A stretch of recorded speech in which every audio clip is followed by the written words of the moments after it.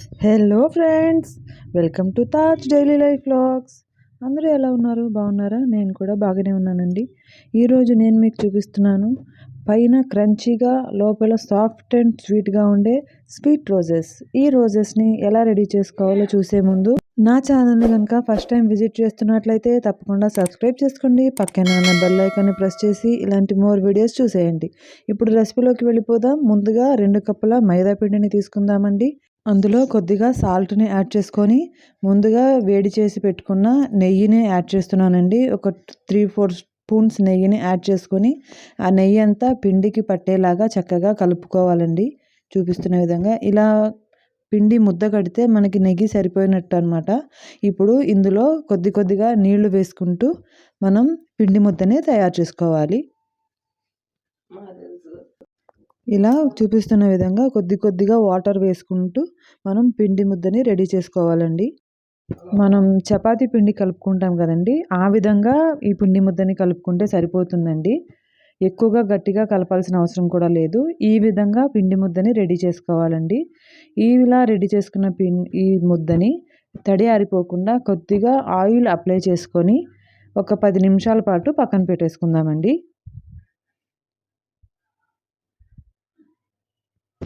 ఇలా ఒక 10 నిమిషాలు పక్కన పెట్టేద్దాము. ఇప్పుడు 10 నిమిషాల తర్వాత పిండి చక్కగా నానిపోయిందండి.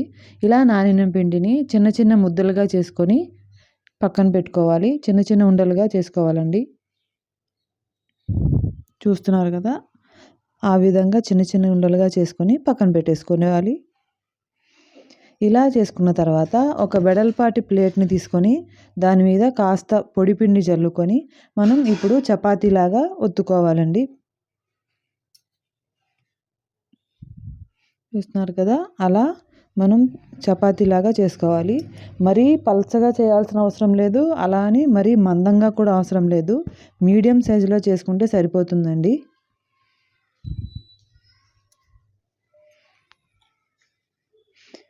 ఈ విధంగా రెడీ చేసుకున్న తర్వాత ఒక గ్లాస్ కానీ ఏదైనా ఇలాంటి ఒక బౌల్ కానీ తీసుకొని ఈ విధంగా మనం చిన్న చపాతీలుగా కట్ చేసుకోవాలి.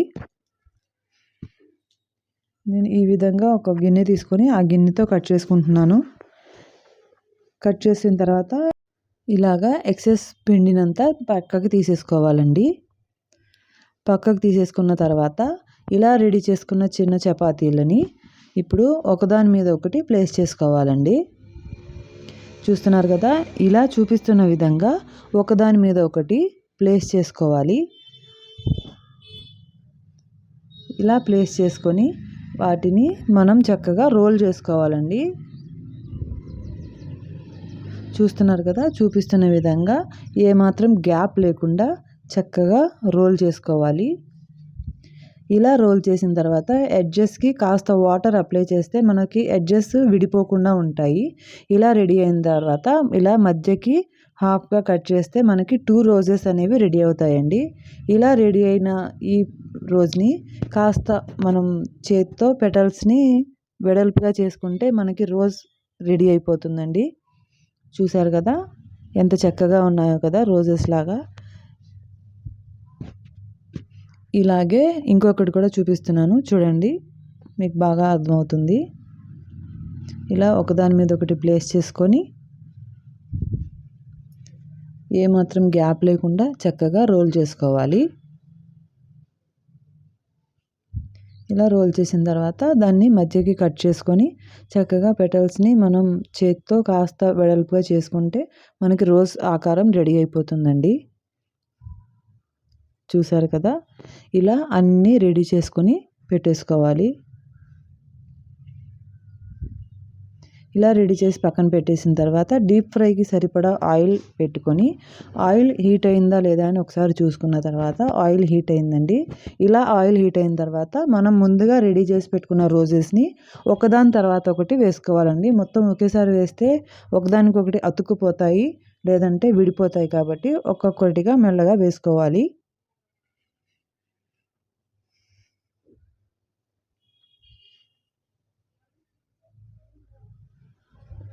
చూస్తున్నారు కదండి, ఇలా ఒక్కొక్కటిగా వేసిన వెంటనే మనం గరిటె పెట్టి తిప్పకూడదండి. అది కాస్త ఫ్రై అయిన తర్వాత మనం గరిటె పెట్టి తిప్పుకోవాలి. ఈ విధంగా కలుపుతూ మనం డీప్ ఫ్రై చేసుకోవాలండి. గోల్డెన్ బ్రౌన్ కలర్లోకి వచ్చేంత వరకు చేసుకోవాలి. స్టవ్ని మీడియంలో పెట్టే మనం ఫ్రై చేసుకోవాలండి. లేదంటే పైన ఫ్రై అయిపోతాయి, లోపల పచ్చిగానే ఉండిపోతాయి. కాబట్టి మీడియం ఫ్లేమ్లో పెట్టుకొని ఫ్రై చేసుకోవాలి. ఇలా ఫ్రై అయిన వాటిని ఒక బౌల్లోకి తీసుకొని పక్కన పెట్టేసుకోవాలి. ఇదే విధంగా మిగిలిన రోజెస్ని కూడా మనం డీప్ ఫ్రై చేసేసుకోవాలండి.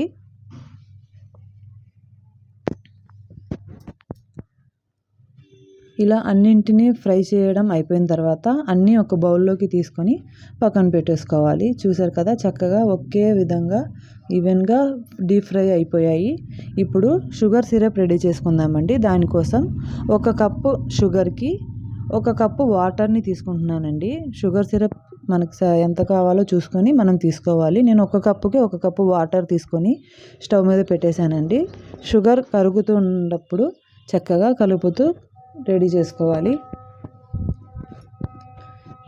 ఇలా మరుగుతున్నప్పుడు మనకి ఎక్కువ ముదురు పాకం అవసరం లేదండి. మనం గులాబ్ జామ్ పాకం పెట్టుకుంటాం కదా, అలాగా స్టిక్కీగా పాకం రెడీ అయితే సరిపోతుందండి. చూసారు కదా, స్టిక్కీగా పాకం రెడీ అయిపోయింది.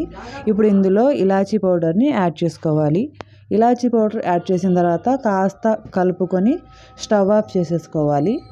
స్టవ్ ఆఫ్ చేసిన తర్వాత షుగర్ సిరప్ వేడిగా ఉన్నప్పుడే మనం డీప్ ఫ్రై చేసుకున్న రోజెస్ని ఇందులో వేసుకొని ఒక 10 నిమిషాల పాటు అలా ఉండనివ్వాలండి. షుగర్ సిరప్ రోజెస్కి అబ్జర్వ్ అవుతుంది కాబట్టి ఇలా ఒక 10 నిమిషాలు ఉంచిన తర్వాత మనం రోజెస్ని ఒక ప్లేట్లోకి తీసుకోవాలి.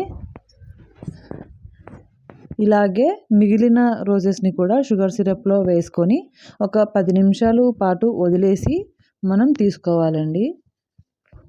లేదు మాకు ఇంకాస్త టైం పడుతుంది, పర్వాలేదు అనుకుంటే మీరు ఒక హాఫ్ అన్ అవర్ కూడా పెట్టుకోవచ్చు.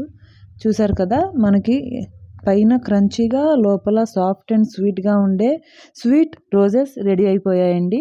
ఈ రోజెస్ మనకి 1 వీక్ వరకు నిల్వ ఉంటాయండి. పిల్లలకి చేసి పెడితే చాలా ఇష్టంగా తింటారు. చూస్తున్నారు కదా, పైన క్రంచీగా ఉంది, లోపల సాఫ్ట్గా కూడా ఉంది. ఈ రెసిపీ కనుక మీకు నచ్చినట్లయితే తప్పకుండా నా ఛానల్ని సబ్స్క్రైబ్ చేసుకోండి. అండ్ అలాగే వీడియోని లైక్ చేయండి, కామెంట్ చేయండి, తప్పకుండా షేర్ కూడా చేయండి. Thank you so much.